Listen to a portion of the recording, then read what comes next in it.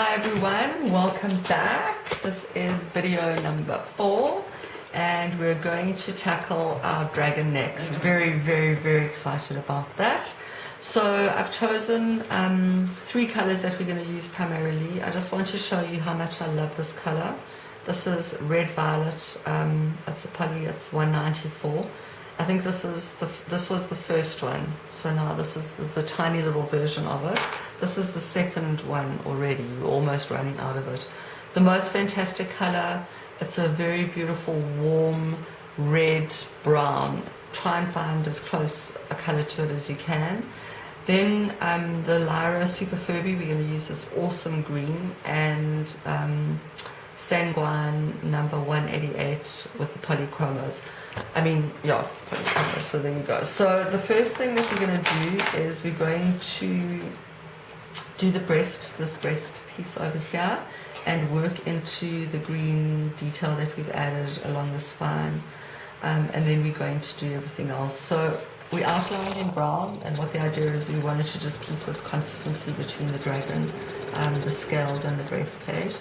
So colouring, this is what I do. So colouring quite dark over the shaded area and into here a little bit as well, because we need to build up the depth of this colour. And I'm even going around the bottom here, you know, at the bottom of the line where I see that maybe there's a space that I missed with the outlining. And tonal shading, so darker, and as you move away, lifting your pencil so you get a lovely light trail behind you. Okay, here we go again. Nice and dark into where the shading is, starting to lift my pencil so that I get a lighter trail of colour behind me. There we go, that's looking nice. And then on this end over here, where there is some shadow detail as well, going in there, getting nice and dark so that we create that effect, and then moving away, darker over here, lighter. It's like driving a car in a funny kind of way, you know, pressing to get more juice, more gas. And then as you go, you know, a bit lighter as we go there. You want to make sure when you're colouring over your base layer or over your marker layer that some of the base layer remains. I mean, we use this lovely green colour because it's so alive and zingy, and we want that light to come through. The base layer is the highlight colour, so there you can see we want it to come through. Don't colour completely over it. Make sure that you always leave some of it behind. It gives us a nice contrast. Sorry if that was too quick, a little spin around.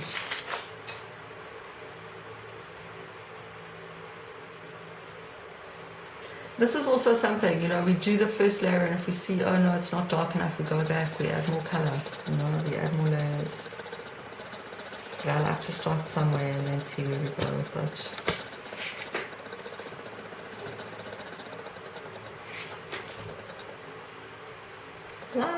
Light colouring, so that there's a transition from the dark to the light, but I've still left some of the base layer in, so you get a nice, you know, the colours coming through quite nicely. A lot of shadow starts to appear at this point, so we're going to make this darker, but also still leaving some light. Always want a little bit of light to come through. Makes the whole thing look very alive.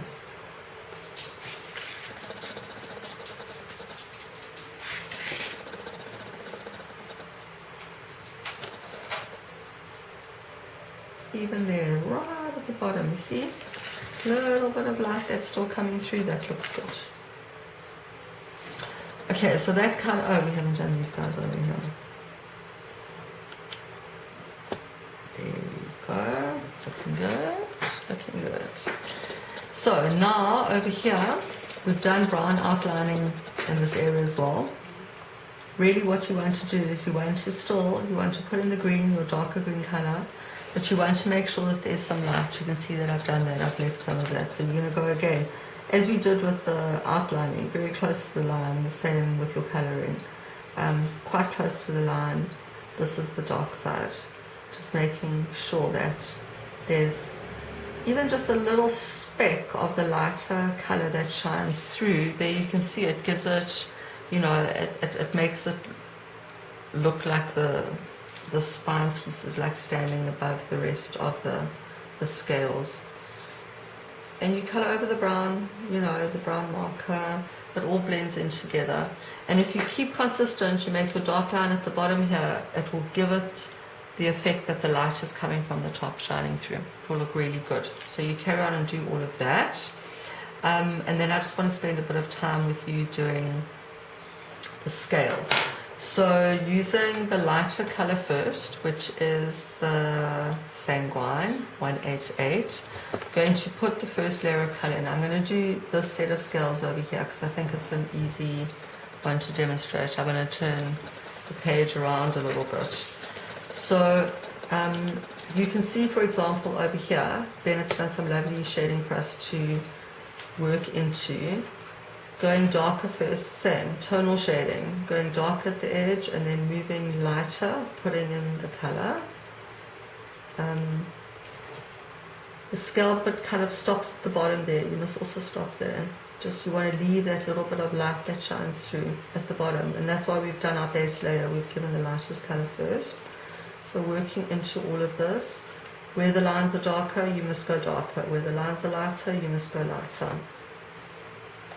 And then over here, obviously, it gets darker because the scales are tighter together, so there's more shadow. And go like that. It's already adding in, I'm sure you can see some nice, you know, contrast, coming alive, looking good. Let's do this big one.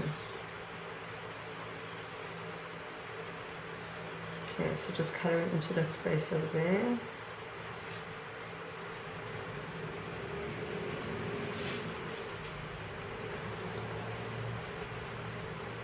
On them all.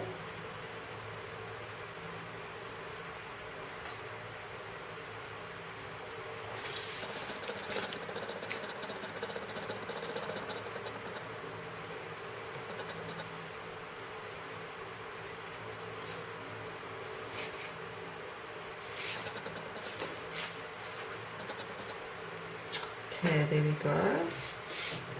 Now we're going to add in the darker colour, the red violet. And I've left one out. Thank you, Sita. There we go. Okay, so that's, I mean, already you can see the difference between those two. I mean, it's starting to look like really great. You know, some nice contrast, some texture we've got going there.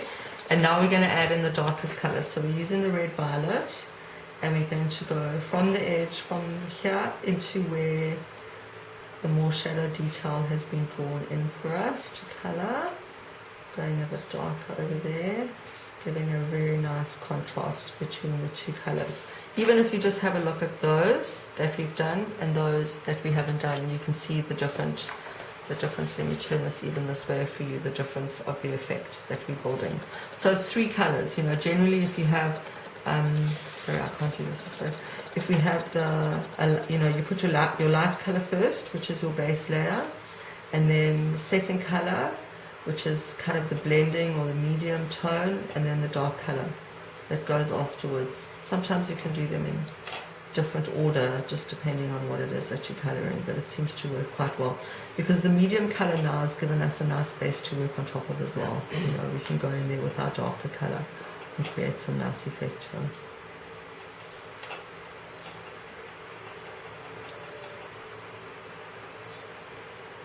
And come back and work in that one a bit. And where the lines start getting tighter and closer, it means that we must go darker.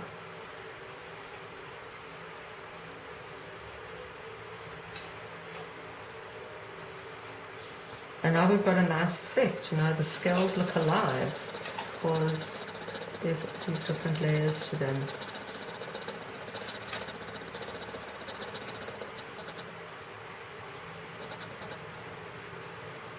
You know, and as I said earlier, you can do this and then you take your picture away from you, have a look, is it working, what do we need to do more, is there darker that needs to be added. Don't be scared to add your dark color. I think I say this a lot, you know, it really is the thing that makes a massive difference here. So there we go, looking at it from that perspective, you can see what we've done. Now, fantastic, fantastic trick for you.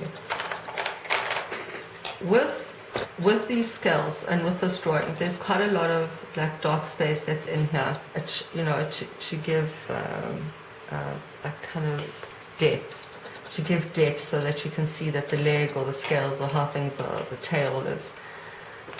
You can either just leave the black as it is, or if you want to just give it a little bit more depth, the color that I suggest you use is purple, and a dark purple. This one is mauve.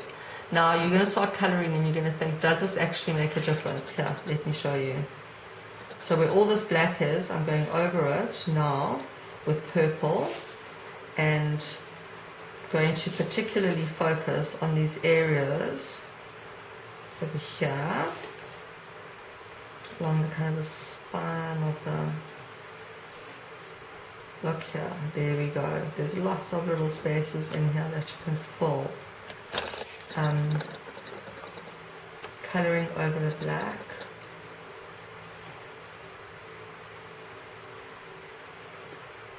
Gives it the most amazing depth. The dark colour is really what starts to make the whole thing look very multi-dimensional.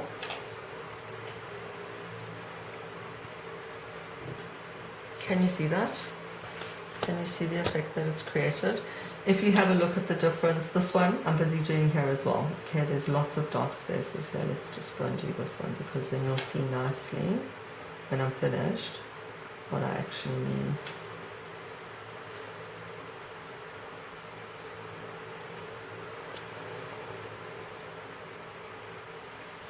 There we go.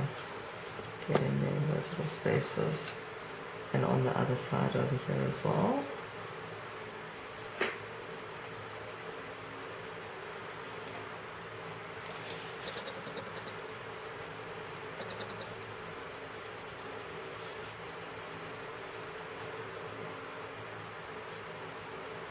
It's quite irregular, you know, the drawing already is irregular, and you know, how does that look? Can you see the contrast, the difference between this area over here where there's just the black, and this area over here where we've gone in with our really lovely dark purple and we've added in some detail.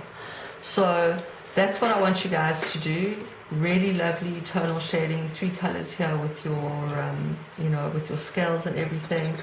Leave some nice light on the breastplate and over here on the tail, and then when you finish doing all your browns, grab your purple and get in there and add in some depth. Okay, I'm going to leave you here for now. We're going to catch up with you. We are going to do this fairy next. See you guys in a bit. Ciao for now.